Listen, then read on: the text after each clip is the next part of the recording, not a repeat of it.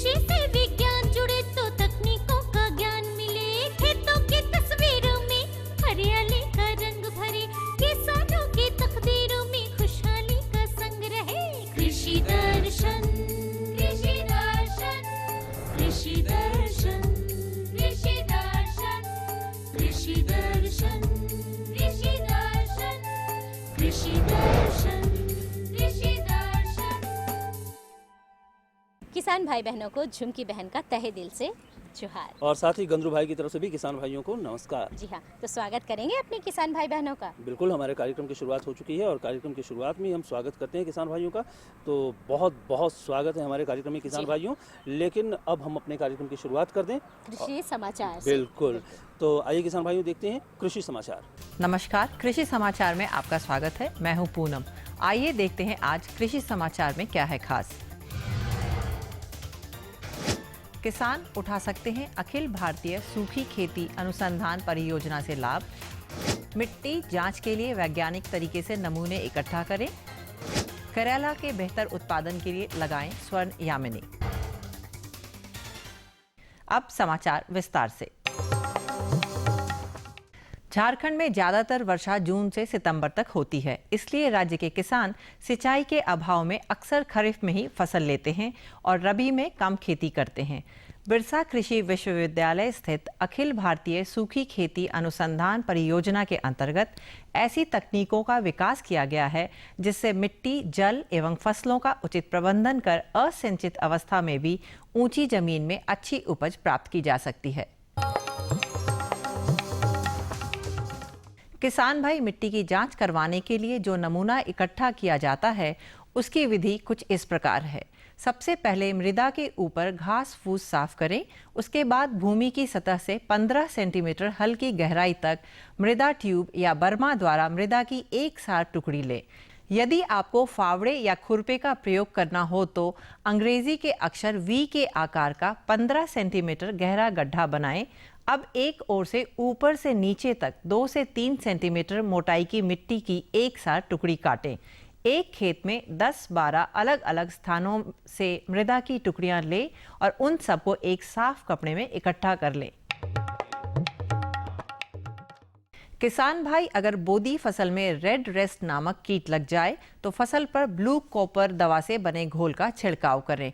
इसके अलावे leaf miner नामक कीट के नियंत्रण के लिए फफेनोफॉस दवा से बने घोल का छिड़काव करें।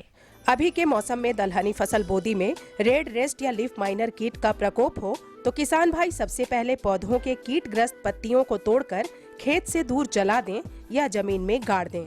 इसके अलावे उपचार के लिए जिन दवाइयों का उपयोग करना है उस संबंध में हमारे विशेषज्ञ की राय है।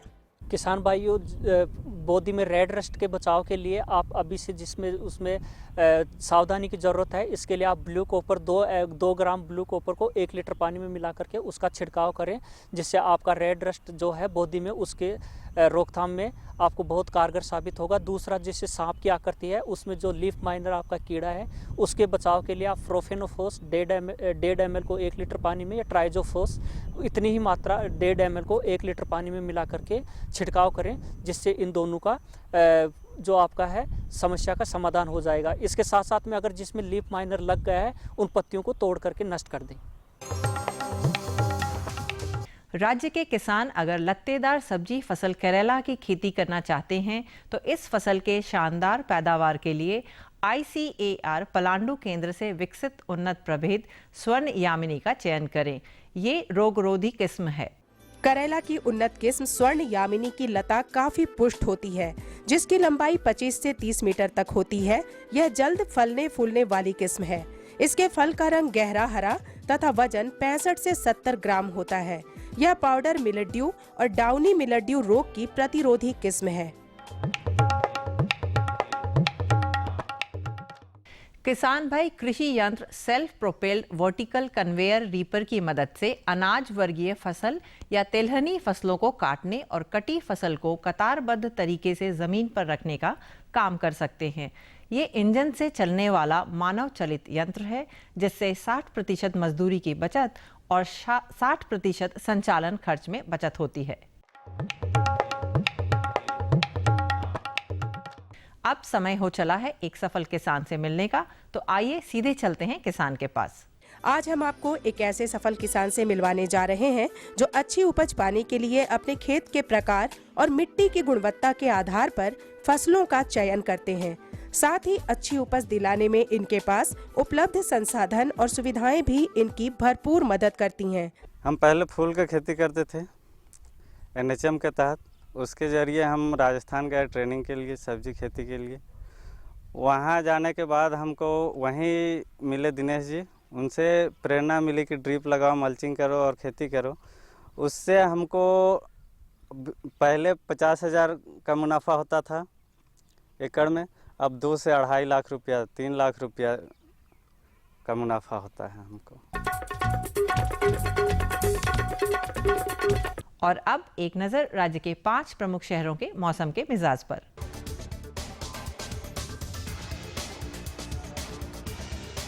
आज राज्य के 5 प्रमुख नगरों के अधिकतम और न्यूनतम तापमान कुछ इस प्रकार दर्ज किए गए। रांची का अधिकतम तापमान 34 डिग्री सेल्सियस और न्यूनतम 21 डिग्री सेल्सियस। जमशेदपुर का अधिकतम तापमान 38 डिग्री सेल्सियस और न्यूनतम 21 डिग्री सेल्सियस। मेदिनीनगर का अधिकतम तापमान 35 डिग्री सेल्सियस और न्यूनतम 21 डिग्री सेल्सियस। देवघर का अधिकतम तापमान 36 डिग्री सेल्सियस और न्यूनतम 24 डिग्री सेल्सियस। और धनबाद का अधिकतम तापमान 38 डिग्री सेल्सियस और न्यूनतम 24 डिग्री सेल्सियस रहा।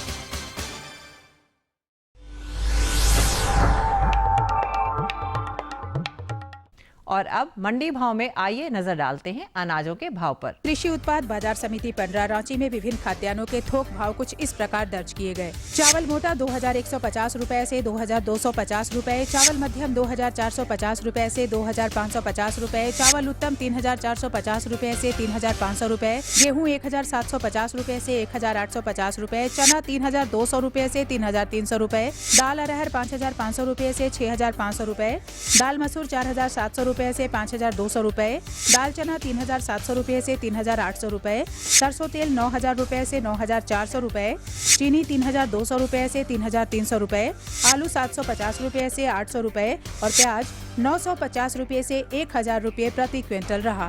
कृषि समाचार में आज इतना ही। अगले दिन अगले अंक में फिर मुलाकात होगी कुछ ताज़ा तरीन खबरों के साथ।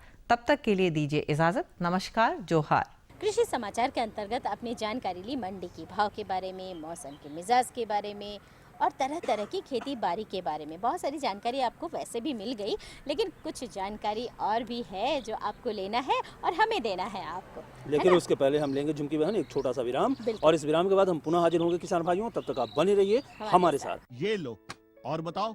बस। अरे ये क्या भैया जी, बस इतनी सी रासायनिक खाद? किसानी छोड़ रहे हो क्या? किसानी नहीं, नादानी छोड़ रहे हैं। मिट्टी की जांच कराई है।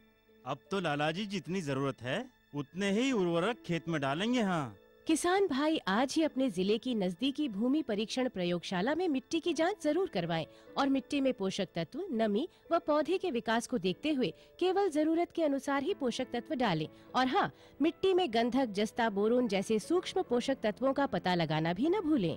उर्वरक और जैविक खाद के सही उपयोग से भूमि का उपजाऊपन बनाए रखें, उत्पादकता बढ़ाएं, खर्चा घटाएं और बहुमूल्य विदेशी मुद्रा बचाने में भी सहयोग दें। और हाँ, धीमी गति से नाइट्रोजन उपलब्ध कराने वाले उर्वरकों जैसे नीम लेपित यूरिया को प्राथमिकता दें और यूरिया का पत्तों पर छिड़काव करें। अरे वाह, तू तो सचमुच समझदार हो गया रे। अधिक जानकारी के लिए संपर्क करें जिला कृषि अधिकारी या किसान कॉल सेंटर।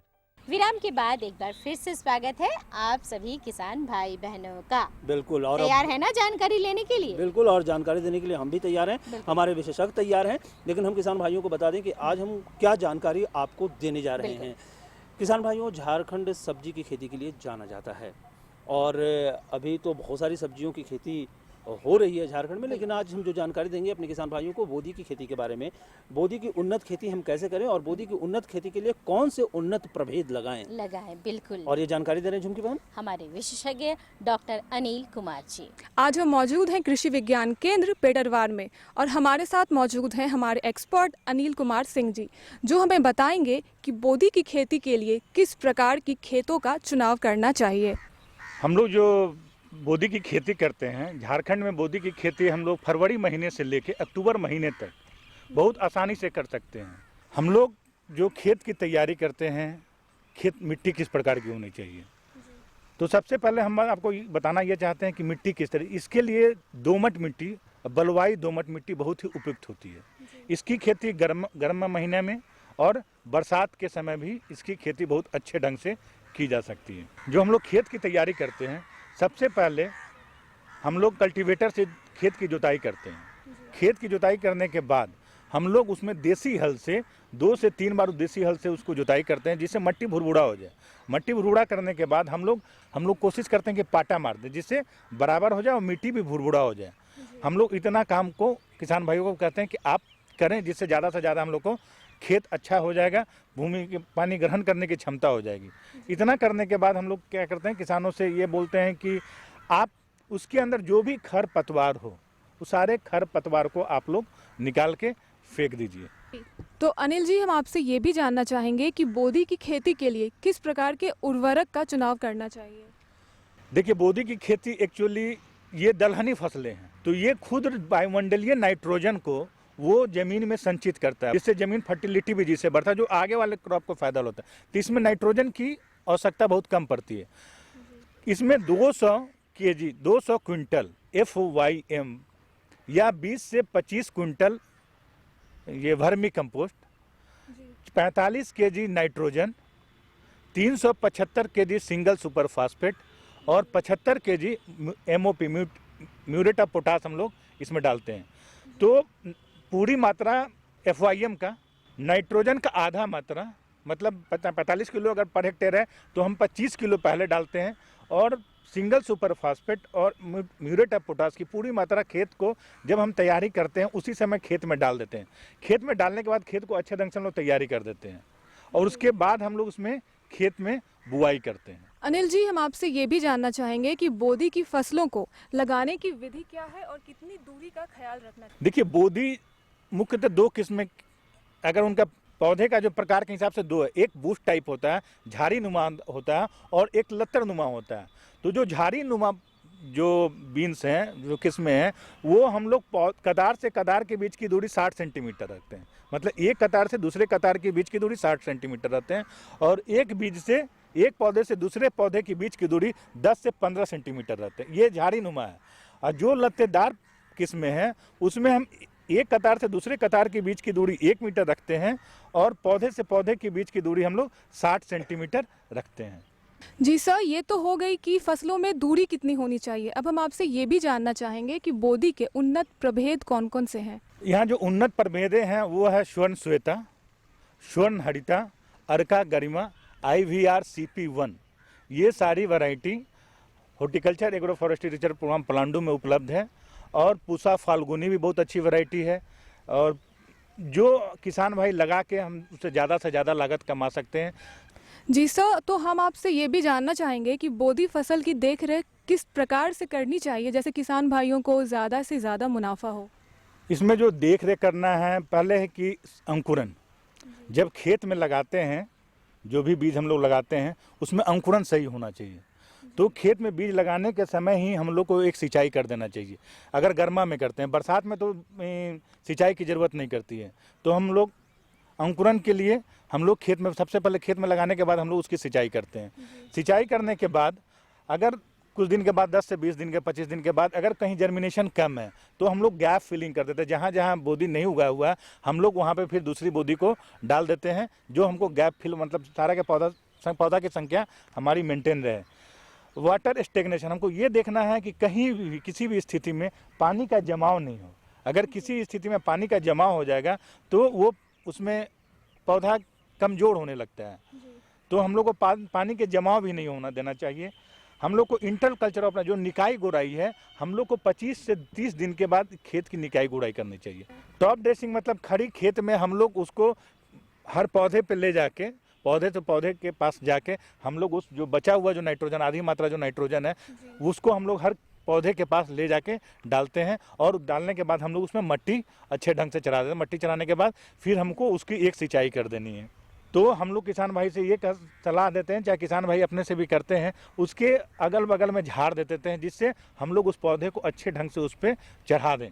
और जहाँ पे झाड़ देते हैं उसमें उपज भी ज़्यादा होता है। तो ये तो हुई फसलों की देख रेख की बात।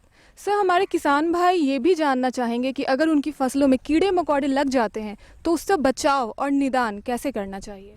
देखिए, इसमें जो मेन कीड़ा लगता है सकिंग पेस्ट, मतलब रस चूसने वाला कीड़ा लगता है, जो एफिड है, जैसिड है। दो इसके लिए हम लोग लेपिडो दवा का इस्तेमाल करते हैं, जो किसान भाई इसका 1 ml प्रति लीटर के हिसाब से इसका स्प्रे करके इसका छिड़काव करें तो इसका कंट्रोल हो सकता है। इसमें जो दो तीन मुख्य बीमारियां हैं वो है, एक स्टेम रॉट होता है, एक लीफ स्पॉट होता है, और बैक्टीरियल ब्लाइट है, प्रॉब्लम भी है उसमें है। तो बैक्टीरियल प्रॉब्लम के लिए हम लोग स्ट्रेप्टोसाइक्लिन 5 ग्राम 10 लीटर पानी में दे के हम लोग उसका स्प्रे कर सकते हैं। हम लोग को ये करना है, इससे उपचार अच्छे ढंग से इसका बीमारी कम से कम लगे। तो जो भी मेरा बीज लगाने से पहले हम लोग बीज का उपचार कर लेते हैं, जिससे कम से कम बीमारी लगे। तो किसान भाइयों, आज के इस अंक में हमने आपको बताया कि बोदी की खेती आप किस प्रकार से सही तरीके से करके मुनाफा कमा सकते हैं। हमें उम्मीद है कि हमारे द्वारा दी गई जानकारियों का आपको फ़ायदा अवश्य होगा। हमारे साथ मौजूद थे अनिल कुमार सिंह जी, हमारे एक्सपर्ट, हम जिनका भी शुक्रिया करना चाहेंगे। Thank you sir. धन्यवाद।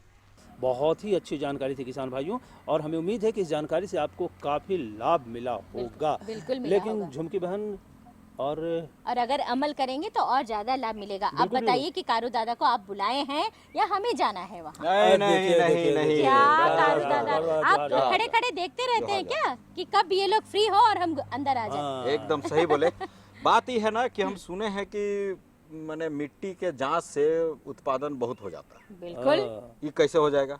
लेकिन देखिए ये किसान भाइयों को भी हम बताना चाहेंगे कि किसान भाइयों, अगर आप कोई फसल लगाते हैं तो मिट्टी की जांच बहुत ज़रूरी है, क्योंकि मिट्टी ही हमारा आधार है। किसी भी फसल का आधार हमारी मिट्टी ही है। तो मिट्टी की जांच जरूर करवानी चाहिए कि उसमें कौन से पोषक तत्वों की कमी है। अगर पोषक तत्वों की कमी है तो हम कौन से पोषक तत्वों का इस्तेमाल करके उसकी कमी को हम पूरा कर सकते हैं और उर्वरक बना सकते बिल्कुल। हैं। लेकिन हम ये जानकारी देंगे, उस जानकारी से पहले हम एक छोटा सा संदेश अपने किसान भाइयों को दिखाना चाहेंगे। बिल्कुल दे दीजिए। मुझे पता है आप पानी के बारे में ही कहेंगे, क्योंकि गर्मी का मौसम आ गया है ना। बिल्कुल।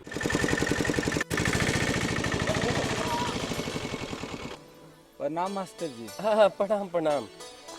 क्या बात है बिरजू, बहुत उदास नजर आ रहे हो? हाँ, शहर कमाने जा रहा हूँ, नहीं तो खाऊंगा क्या? मगर तुम्हारे पास तो काफी जमीन है। मगर सब बेकार मास्टर जी। बरसात में भगवान भरोसे थोड़ा बहुत खेती हो जाता है, बाकी दिन तो खेत पड़ती ही रहता है ना, और खेतों को तो भरपूर पानी चाहिए। अरे बिरजू, पानी खेतों को नहीं, फसलों को चाहिए। मतलब ये कि सूक्ष्म सिंचाई विधि अपनाकर यदि सिंचाई की जाए तो 30 से 50% पानी की बचत की जा सकती है। सूक्ष्म सिंचाई पद्धति ये क्या है? सूक्ष्म सिंचाई पद्धति यानी टपक विधि या स्प्रिंगवेल सिस्टम।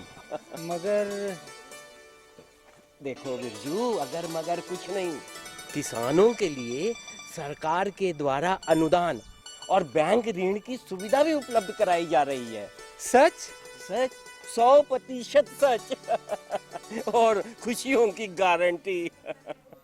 ठीक है, ये तो सवाल मेरा इसमें ये है कि मतलब जरूरी है तो कैसे जांच करेंगे, ये भी है साथ। तो चलिए ना, हम आपको अपने विशेषज्ञ से मिलवा देते हैं, वो पूरी जानकारी आपको दे देंगे। बिल्कुल, हमारे विशेषज्ञ डॉक्टर राजीव तैयार हैं आपको जानकारी देने के लिए। केंद्र बलियापुर धनबाद आइए, जहां आज हम बात करेंगे मिट्टी जांच क्यों और कैसे करते हैं। इस विषय पे जानकारी देने के लिए आज हमारे साथ हैं यहीं के वैज्ञानिक डॉक्टर राजीव कुमार। तो मिट्टी की जाँच कैसे और कब करना पड़ता है, इसके बारे में आप हमारे किसान भाइयों को विस्तार से बताएँ।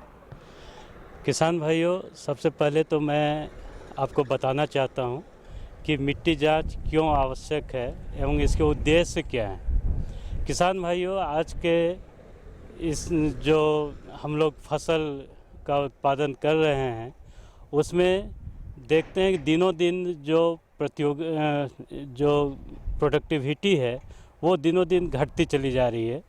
इसका कारण ये है कि सही ढंग से या सही मात्रा में किसान भाई खाद का प्रयोग नहीं करते हैं, या खाद का प्रयोग कर भी रहे हैं तो उस मिट्टी के में किस खाद की कितनी आवश्यकता है इसकी जानकारी किसान बंधुओं को नहीं है। तो सही मात्रा में रासायनिक खाद का प्रयोग किसान भाई कैसे करें, इसके लिए ही मिट्टी जांच आवश्यक है। इसके अलावा अगर मिट्टी अम्लीय है या क्षारीय है तो मिट्टी की गुणवत्ता को फिर से बरकरार रखने के लिए वो क्या किया जाए, ये जानकारी किसान बंधुओं को मिट्टी जांच से ही संभव है। डॉक्टर साहब, हम आपसे जानना चाहें कि मिट्टी का जांच जब किसान भाई हमारा करने जाएंगे तो उसका नमूना लेने के लिए क्या कुछ खास प्रकार की विधि है या ऐसे ही किसी खेत से मिट्टी उठाकर ले आएंगे? किसान बंधुओं, मिट्टी जांच करने के लिए सबसे पहले तो ये जानना आवश्यक है कि हम जो मिट्टी जांच के लिए दें प्रयोगशाला में तो उसका नमूना किस प्रकार से लें एवं कहाँ से ये नमूना लें और कहाँ से ना लें। सबसे पहले तो मिट्टी की जांच करने के लिए जो नमूना लेने का तरीका है उसके लिए हमें कुछ औजार की आवश्यकता पड़ती है, जिसमें कि मुख्य रूप से खुरपी की आवश्यकता है, जिसके द्वारा कि हम एक गड्ढा बनाते हैं भी आकार का गड्ढा जो है वो 10 से 15 सेंटीमीटर के आसपास का गड्ढा भी आकार में किसान बंधु बना लें। और गड्ढा बनाने के उपरांत जो बीज की जो मिट्टी निकली उस बीज की मिट्टी को उसको फेंक दें। उसके उपरांत जो है वो कम से कम 3 से 4 इंच मोटी परत बिल्कुल से ऊपर से नीचे से के तरफ एक समान लेते हुए उसके मिट्टी को एक जगह इकट्ठा करें और सारे मिट्टियों को फिर उठा करके एक बैग में रख लें। इसी प्रकार ये मिट्टी का नमूना किसी भी खेत से कम 5 जगहों से होना चाहिए। 5 जगह का लेने का तात्पर्य ये होता है कि किसान बंधु जब भी खेतों से मिट्टी लेते हैं या खेत की मिट्टी भी हर एक जगह में एक जैसी नहीं रहती है। कुछ क्षेत्र में हो सकता है कि खाद की मात्रा या मिट्टी में जो पोषक तत्व की मात्रा हो वो अलग हो, कुछ उसी खेत में दूसरे जगह में पोषक तत्व की मात्रा अलग हो। इसके लिए हम लोग कम से कम 5 जगह का चुनाव करते हैं और जगह का चुनाव को करने में बहुत ज़्यादा ध्यान देने की आवश्यकता है। किसान बंधु वैसे जगह से मिट्टी न लें जहाँ पर कि पेड़ का छाया पड़ता हो, पहला बात। दूसरा कि बिल्कुल जो आर जिसको कहते हैं या जिसको मेड़ कहते हैं, मेड़ से बिल्कुल सट करके कभी भी मिट्टी का नमूना न लेना चाहिए। मेड़ से थोड़ी दूर हट करके मिट्टी का नमूना लें, जहाँ तक संभव हो 4 कोना और एक बीच से मिट्टी का नमूना लें। और मिट्टी का नमूना ऐसे जगहों पे न लें कि जहाँ पर कि हमारा पहले से गोबर का खाद या फिर कंपोस्ट उस खेत में इकट्ठा किए हुए हों, तो उस जगह पे से अगर मिट्टी का नमूना लेंगे किसान बंधु तो सही जो है रिजल्ट है वो नहीं आ पाएगा।